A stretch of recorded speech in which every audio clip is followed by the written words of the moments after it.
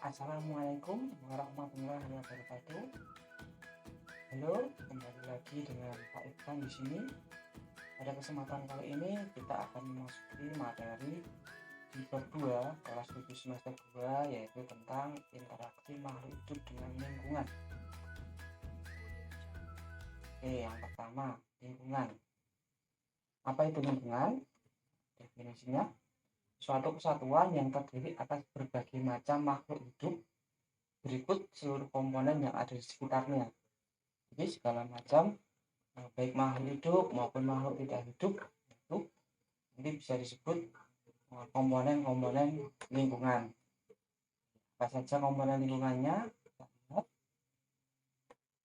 yang pertama ada komponen abiotik.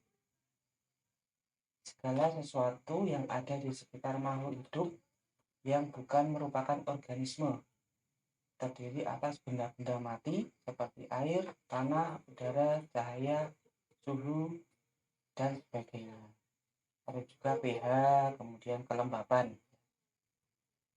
Kemudian yang kedua yaitu komponen biotik, komponen penyusun ekosistem yang berupa makhluk hidup, terdiri atas makhluk hidup seperti bakteri, jamur, manusia, hewan, dan tumbuhan. Oke, ini ada gambar komponen biotik. Jadi anak-anak saya kira tidak asing dengan gambar ini ya.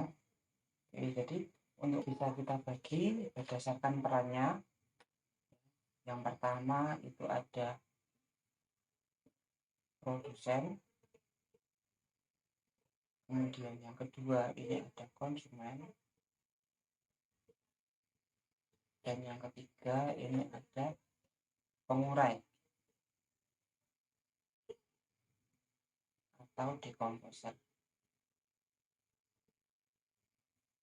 Nah, dari gambar ini bisa kita lihat ini ada produsennya yaitu tumbuh-tumbuhan, kemudian ada konsumen, di sini ada tikus, ular, elang, kemudian ada pengurai atau dekomposernya ya.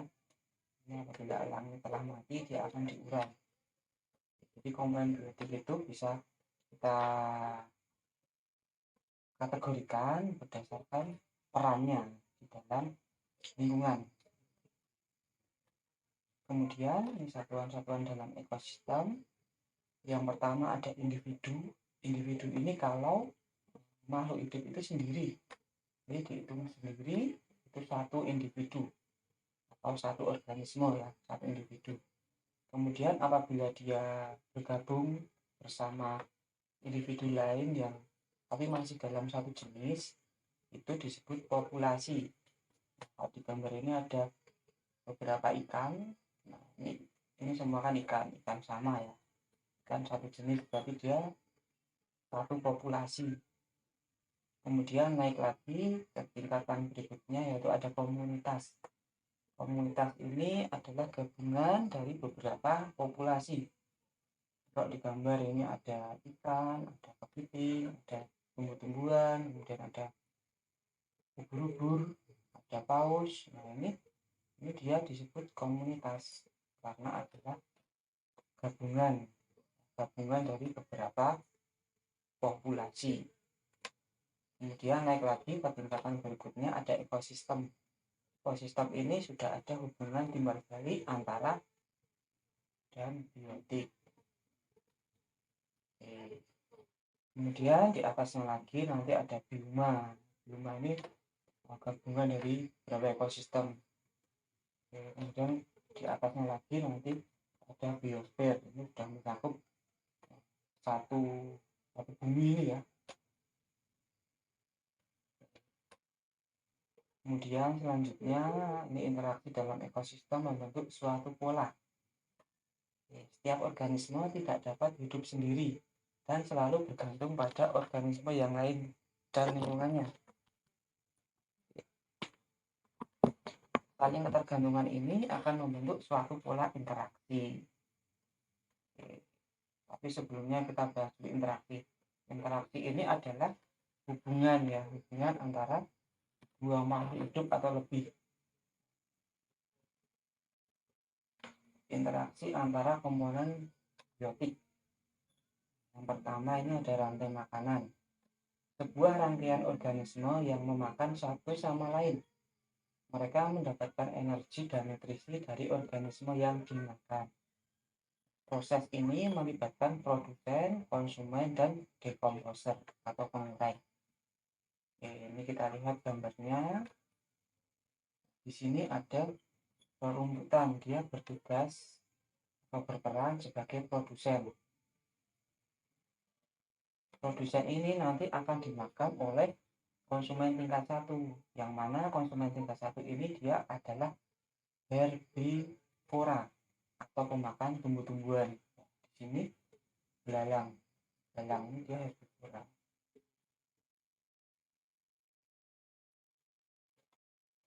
herbivora. Ya.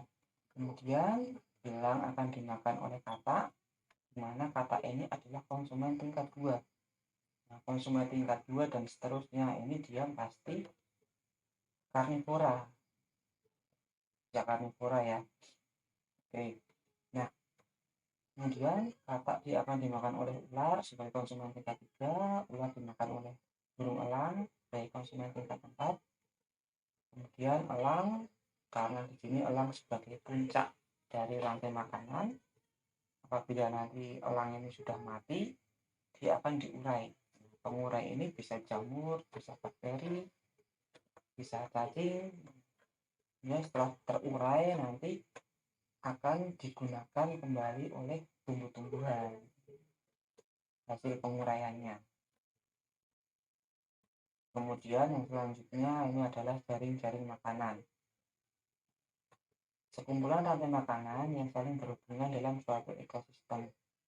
Jaring-jaring makanan ini adalah gabungan dari rantai makanan. Karena gabungan itu maka disebut sebagai jaring. Oke, kalau di gambar ini ada beberapa makhluk hidup, ya, tumbuh-tumbuhan, kemudian jangkrik, tikus, burung pipit, burung gereja, elang, dan ular. Nah, ini ada banyak rantai makanan ya.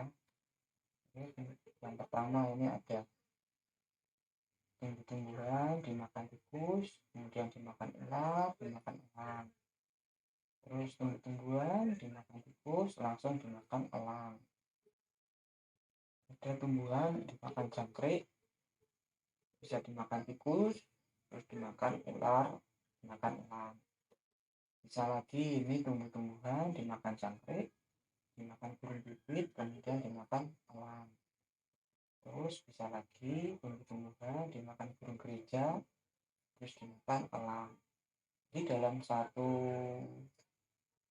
ekosistem ya, yang ada jaring-jaring makanan, satu organisme atau satu makhluk hidup itu bisa berperan sebagai bisa konsumen tingkat 2, bisa konsumen tingkat 3, bisa konsumen tingkat 1. Kita lihat tikus ini ya sebagai contoh.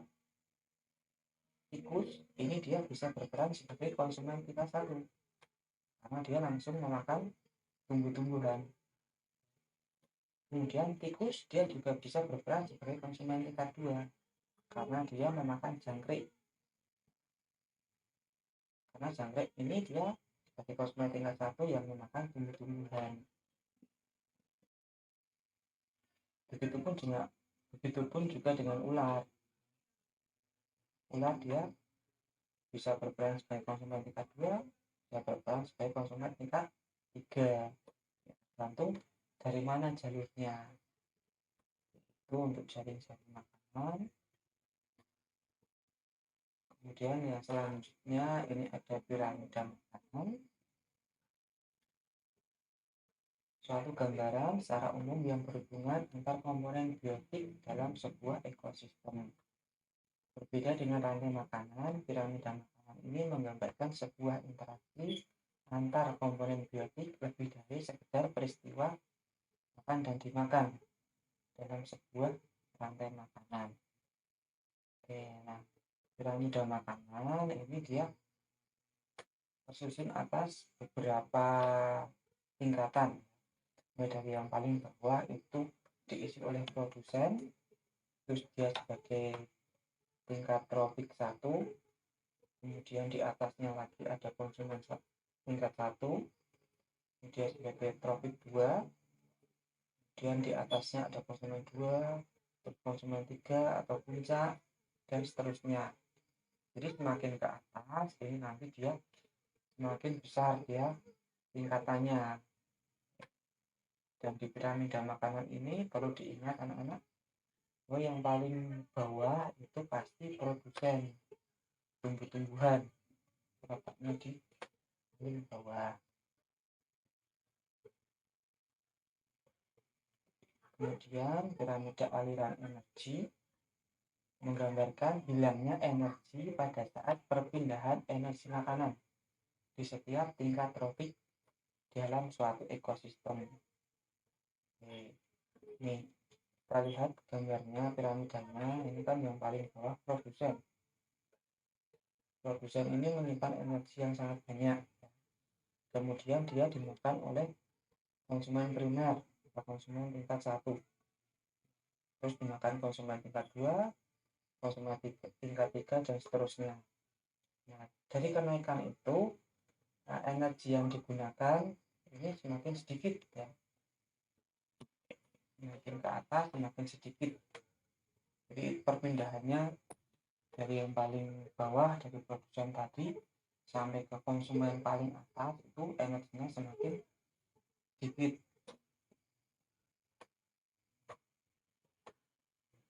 Kemudian ini interaksi antara komponen biotik dan abiotik. Jadi gambar ini ada komponen biotik berupa tumbuh-tumbuhan. Ini ada bunga matahari. Oke, di sini ada interaksi tumbuh-tumbuhan ini dengan komponen abiotik, yang mana ini ada air, kemudian ada tanah, kemudian ada cahaya matahari, kemudian ada udara, ada CO2, O2. Jadi dari gambar ini bisa kita lihat bahwa tumbuhan ini dia sangat memerlukan adanya komponen abiotik untuk kelangsungan hidupnya, untuk proses fotosintesis. Selain itu, dia juga memerlukan tanah sebagai media untuk pertumbuhannya. Karena tadi proses fotosintesis itu kan bakunya itu ada air, kemudian ada CO2, dan juga dibantu oleh cahaya matahari.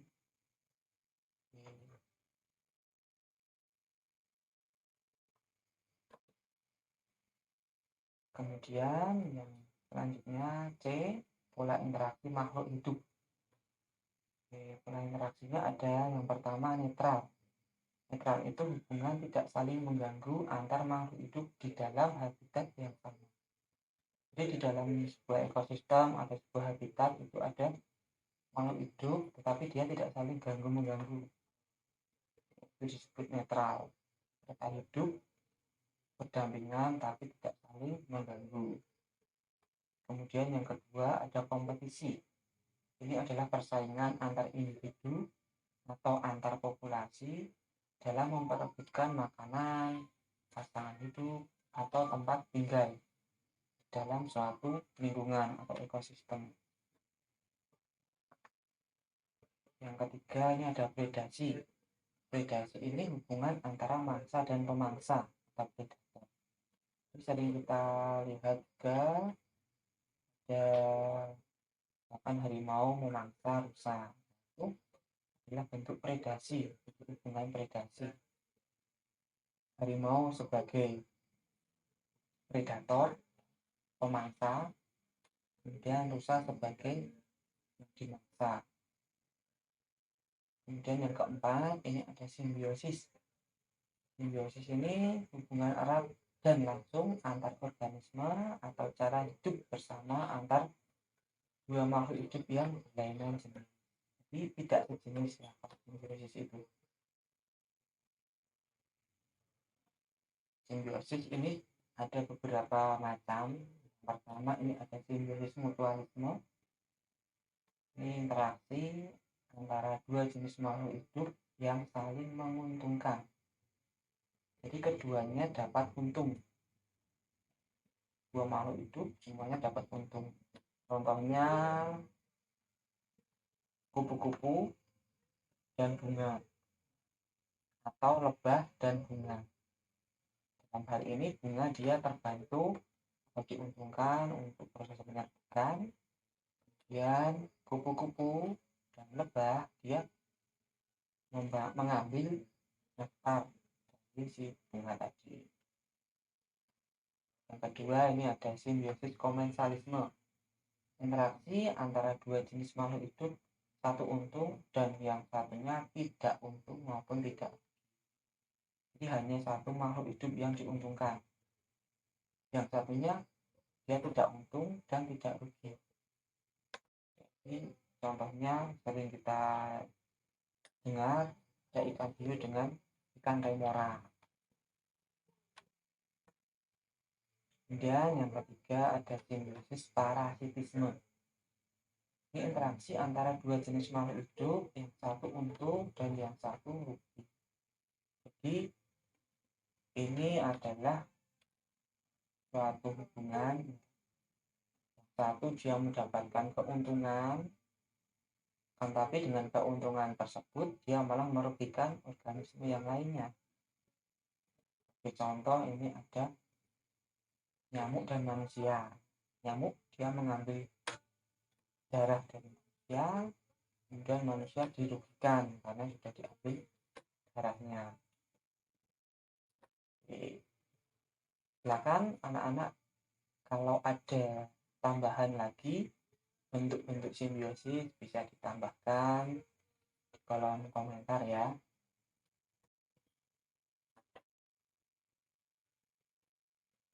Untuk materi interaksi makhluk hidup dan lingkungan secara umum sampai ini dulu. Kalau ada tambahan bisa ditambahkan di kolom komentar. Apabila video ini bermanfaat, silakan bagikan ke teman-teman kalian agar teman-teman kalian dapat informasi mengenai materi tentang interaksi makhluk hidup ini. Oke, sekian dari Pak Ivan. Apabila ada salah mohon maaf. Assalamualaikum warahmatullahi wabarakatuh.